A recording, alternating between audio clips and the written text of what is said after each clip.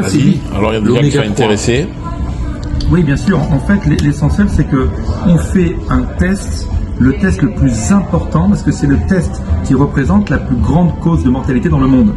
Tout ce qui est AVC, accident vasculaire cérébral. Quand tu n'as pas l'équilibre oméga 3, oméga 6, tu peux être sûr que tu es dans la merde. Parce que dans oméga 3, oméga 6, si tu veux, tu as la membrane cellulaire, en effet, de 60 milliards de cellules, d'accord?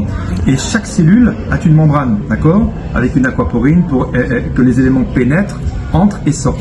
Et quand tu n'as pas cet équilibre oméga 3, oméga 6, les éléments, ils rentrent pratiquement pas. Donc si tu veux, toutes les vitamines, les minéraux, les enzymes, tout ce que tu prends comme complément alimentaire, ça passe qu'à 10-15%. Tout le reste, tu le pisses, tu l'urines. Donc c'est comme si quand tu achètes des vitamines C à 10 balles, eh ben, tu as 8,50 € qui partent à la poubelle, quoi, tu vois, dans les chiottes. Et donc tu en assumes que très peu. Dès que tu vas rééquilibrer cet oméga 3, oméga 6, automatiquement, la différence, c'est que les oméga 6, c'est pro-inflammatoire.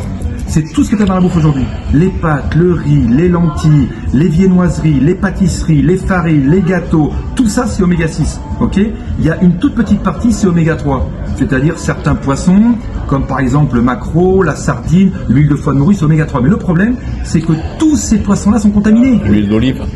L'huile d'olive, alors à condition, parce que l'huile d'olive contient beaucoup plus d'oméga 6 que d'oméga 3, comme effectivement l'huile de colza.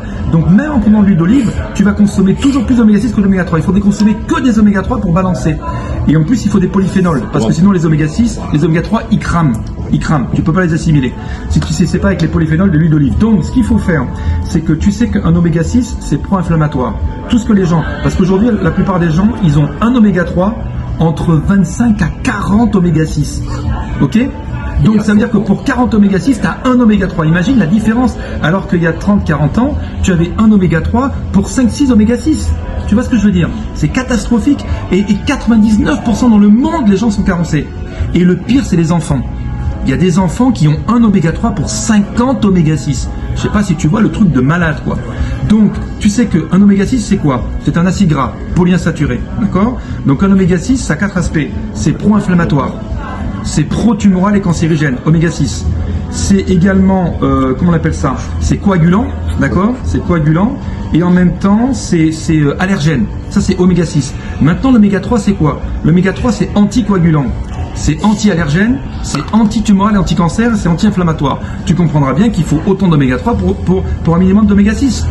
Et ça, c'est par rapport à l'alimentation. Zinzino, attends de couper, regarde.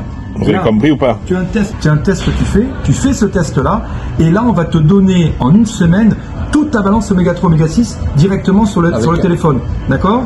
Dès que tu as ça, effectivement, tu sais ta carence, et on va te donner les produits pour en 4 mois contrebalancer, être équilibré. Et derrière, il y a tout un business, c'est monumental.